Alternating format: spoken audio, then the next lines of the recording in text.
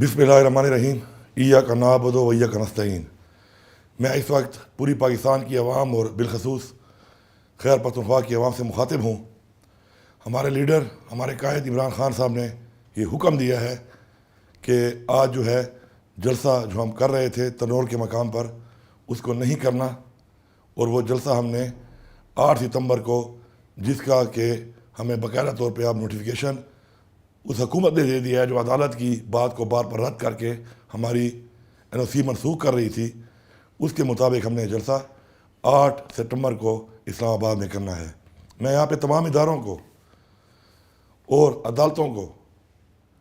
اور اس حکومت کو یہ پیغام دیتا ہوں کہ عمران خان وہ لیڈر ہے جس نے آج پھر ثابت کیا ہے کہ وہ آئین کے مطابق، قانون کے مطابق ایک پرامن اور پاکستان سے محبت کرنے والا، اپنی عوام سے محبت کرنے والا اور تصادم نہ چاہنے والا لیڈر ہے۔ آپ لوگ بھی اپنی اصلاح کریں، اس ملک میں آئین کی پاسداری، قانون پر عمل درآمد اور شہریوں کے حقوق، اس کے اوپر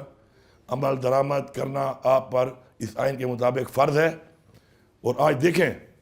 کہ عمران خان نے ایک دفعہ پھر ثابت کیا ہے کہ وہ ایک لیڈر ہے، اور وہ اپنے لیے نہیں، اس قوم کے لیے، پاکستان کے لیے اور اپنی اس عوام کے لیے سوچتا ہے۔ انشاءاللہ جلسہ ہوگا،